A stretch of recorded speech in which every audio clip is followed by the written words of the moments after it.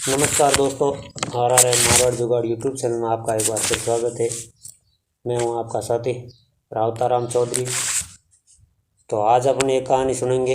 कहानी महाभारत काल की है। कृपाचार्य तथा द्रोणाचार्य, इनके जन्म की कथा है। तो कहानी कुछ इस प्रकार है कि गौतम ऋषि के पुत्र का नाम सरद्वान था। उनका जन्म बाणों के साथ हुआ था। उन्हें वेद अभ्यास में जरा भी रुचि नहीं थी और धनुर्विद्या से उन्हें अत्यधिक लगाव था। वे धनुर्विद्या में इतने निपुण हो गए कि देवराज इंद्र उनसे डरने लगे। देवराज इंद्र उनसे भयभीत रहने लगे। इंद्र ने उन्हें साधना से डिगाने के लिए नामपदी नामक एक देव कन्या को उनके पास भेज दिया। उस देव कन्या के सौंदर्य के प्रभाव से कर्प नामक बालक उत्पन्न हुआ और दूसरे भाग से कर्पी नामक कन्या उत्पन्न हुई। कर्प भी धनुर्विद्या में अपने पिता के समान ही पारंगत हुए। भीष्म जी ने इन्हीं कर्प को पांडवों और कौरवों की शिक्षा दीक्षा के लिए नियुक्त किया और वे कृपाचार्य के नाम से विख्यात हुए। कृपाचार्य के द्वारा पांडवों तथा कौरवों की पारंपरिक शिक्षा संपन्न समाप्त होने के पश्चात अस्त्र शस्त्रों की विशेष शिक्षा के लिए भीष्म जी ने द्रोण नामक आचार्य को नियुक्त किया। द्रोण के साथ प्रशक्षक नामक राजा के पुत्र द्रुपद की शिक्षा प्राप्त कर रहे थे। दोनों में प्रगढ़ मैत्री हो गई। इन्हीं दिनों परशुराम अपनी समस्त संपत्ति को ब्राह्मणों में दान करके महेंद्राचल पर्वत पर तप कर रहे थे। एक बार द्रोण उनके पास पहुँचे और उनसे दान देने का अनुरोध किया। इस पर परशुराम बोले कि वत्स, तुम विलम्ब से आए हो। मैंने तो अपना सब कुछ पहले से ही ब्राह्मणों को दान में दे डाला है। अब मेरे पास केवल अस्त्र शस्त्र ही शेष बचे हैं। तुम चाहो तो उन्हें दान में ले सकते हो। तो द्रोण तो यही चाहते थे।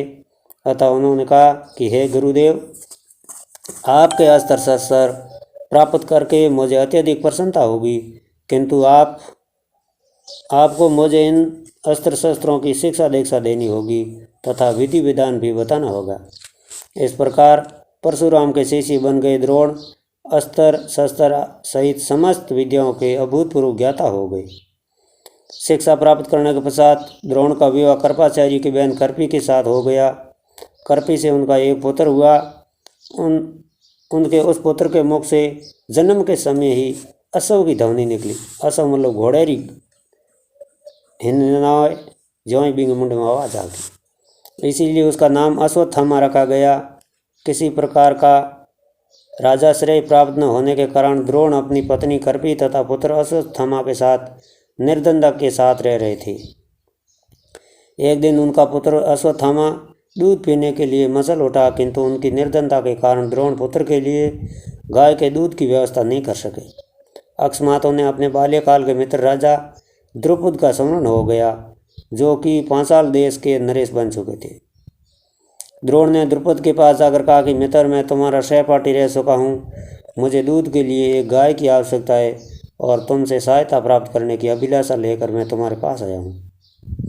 इस पर द्रुपद अपनी पुरानी मित्रता को भूलकर तथा समय के नरेश होने के अहंकार के वश में आकर द्रोण पर बिगड़ गया और कहा कि तुम्हें मुझको अपना मित्र बताते हुए लज्जा नहीं आती।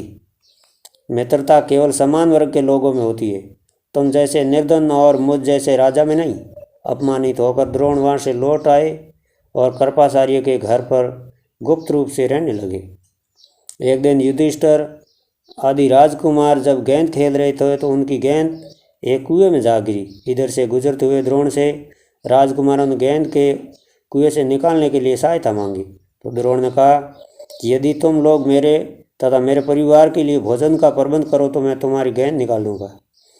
युधिष्ठिर बोले, देव, यदि हमारे पितामह की अनुमति होगी तो आप सदा के लिए भोजन पा सकेंगे। द्रोणाचार्य ने तत्काल एक मुट्ठी सींक लेकर उसे मंत्र से अभित्रित करके एक सींक में गेंद को सेधा और दूसरी सींक में गेंद में फंसे सींक को सेधा। इस प्रकार सींक से सींक को सेधते हुए गेंद को कुएं से निकाल दिया। इस अद्भुत प्रयोग के विषय में तथा द्रोण के समस्त विषयों के पंडित होने के विषय में ज्ञात होने पर भीष्म पितामह ने उन्हें राजकुमारों के उस शिक्षा के नियुक्त कर राज्य श्रेय में ले लिया और वे द्रोणाचार्य के नाम से विख्यात हुए। तो ये महाभारतकालीन कहानी कृपाचार्य तथा द्रोणाचार्य की आपको कैसी लगी मुझे लाइक कमेंट करके ज़रूर बताना। अगर मेरे चैनल पर नए हैं तो मेरे चैनल की सदस्यता लेकर घंटी का बटन अवश्य दबा देना। तो मिलेंगे फिर एक नए वीडियो में, तब तक आप बने रहिए चैनल पर। राम राम, नमस्कार, खमागणी, जय श्री कृष्ण।